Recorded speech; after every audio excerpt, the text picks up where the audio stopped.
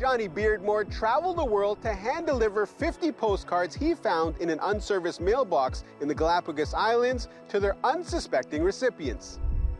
All in the name of charity, the 51-year-old raised money for motor neuron disease in honor of his late father, who lost his battle with MND in 2022. Hello, my name is Jonny Beardmore, and I'm the Galapagos Postman, and I brought you a letter. Affectionately nicknamed the Galapagos Postman, Jonny traveled to Antarctica, North, South, and Central America, as well as multiple countries in Europe, before landing here in Qatar to deliver his 33rd letter.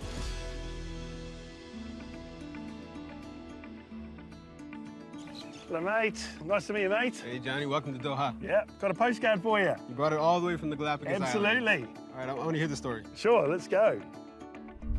Mission accomplished, Jonny. You successfully delivered a postcard you found in the Galapagos Islands all the way here into Doha's West Bay, right across the water from us. Certainly there are better ways to make friends, Jonny. Why are you doing this? I think it really comes down to this just innate curiosity and wanderlust that I have for the world. You know, I grew up in New Zealand, which is miles away from anywhere. I wanted to, you know, explore the world. I've done many different sort of trips in the past, and I've discovered this, you know, passion for adventure and travel and exploration and doing journeys that have a purpose and a human connection to them. And so I was in the Galapagos. I came across the Galapagos postbox, and I collected a couple of letters and I delivered them back to the UK, and it was an amazing experience. So it gave me this idea, think, what if I did this on a grander scale? So I went back, I collected 50 letters with no idea where I was going. I've been heading off around the world, arrived here in Doha a couple of days ago, specifically to deliver a letter over at West Bay to a chap called Ian. And so last night I rocked up, you know, no attempts to contact him in advance, knocked on the door, and he opened, and I said, "Here you go, mate. My name is Jonny Beardmore. I'm the Galapagos Postman, and I brought you a letter."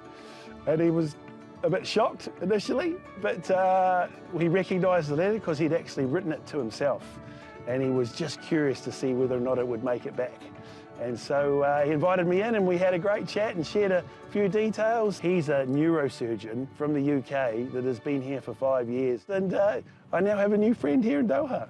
Now, the Galapagos Islands are known for their beautiful landscapes, for the giant tortoises, but also this 200-year-old postbox. Tell us about that story. As far as I know, since 1793, the story goes back to that there's a postbox that was set up there by sailors and whalers wanting to help get mail back to their friends and family when they're away on multi-year sort of voyages. A lot of the people that are travelling to the Galapagos you know, curious, adventurous people that are going with means, right? And they're handwriting letters, which is almost a lost art now.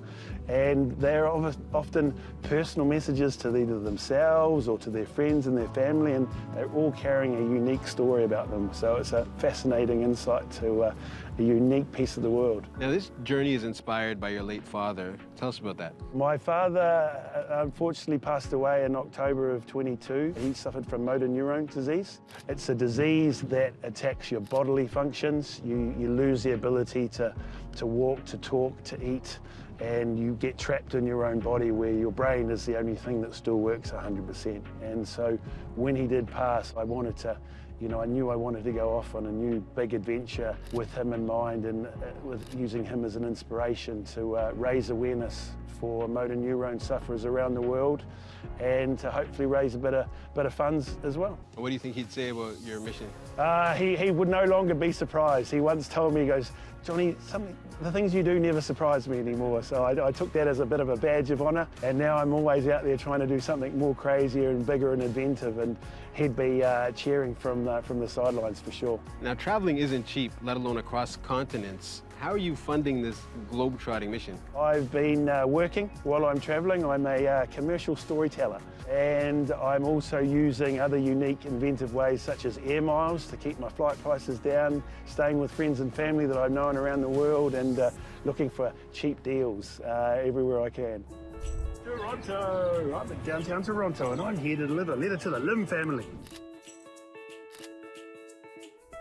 Jonny, tell us a bit more about yourself. Obviously, your love for your dad is what's driving you, but someone else may have been satisfied with 1 or 2 successful deliveries. What is it about Jonny Beardmore that keeps you going? Look, it's that sense of adventure, you know, meeting new people and taking on a big challenge. You know, I'm trying to, you know, inspire people and reconnect the world one letter at a time through what I'm doing here. I want to try and get people out of their sort of funk, you know, try and encourage people to reconnect, you know, with their friends and their family face to face, you know, and I'm trying to raise a little bit of money and awareness as well. So I've got, you know, letting people know the story of MMD and what people suffer. So, you know, it's a human connection issue, right? What I do here, being able to speak and to be able to travel and to move, is what a MMD sufferer loses. I've got fundraising platforms that I'm trying to raise money in New Zealand and the UK and encourage people to donate around the world as well. Now, you've traveled the world. Tell us about one of your most favorite delivery experiences. Sure, I think my favorite one is in Mexico City. The Mexico delivery was unique in that it was a letter from a daughter to her mother, thanking her for helping her to follow her dreams. And I was like, oh, this is curious. And when we got to deliver, you know, in northern Mexico City, it just looked nondescript. It didn't look like a flashy building or anything like that. We knocked on the door and nobody came. We got a neighbour eventually to go. And I had a friend who there was translating and speaking Spanish for me. So I was just watching it all unfold. And eventually a girl came down and knocked on the door and we said, look, we're here to deliver a letter for Carmen. Is Carmen here? She's like, nope, no Carmen. And we looked, the face was not looking good. And eventually we showed her the postcard. And her face literally changed over instantly from one of skepticism to joy, because she had written that letter for her mum, who was upstairs, who was having a doctor's appointment because she had fallen and had to have a hip replacement.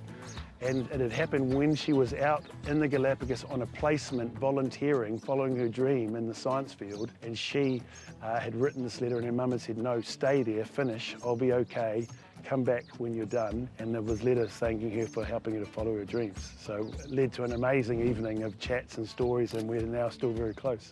Now I gotta ask you, what's next for you? Obviously, going back to your day job is gonna be probably a little boring or tedious. Do you think from now on you're just going to be known as Jonny the Galapagos Postman forever? Probably. You know, many of the adventures I do tend to stick in some sort of way, but I don't know. For me, I can travel the world now. This has really been a test. Can I work as a digital nomad and work and earn money and do adventures at the same time? And so far, I'm managing it. So I'm hoping really that I'll be able to continue traveling, continue exploring the world, continue telling stories, and hopefully bring a little bit of joy to people while earning a crust. Hey, Jonny, you got some more deliveries to do. Thank you so much for joining us on The Dialogue, and best of luck with the mission. Cheers, mate. Thanks very much. Thanks for having me.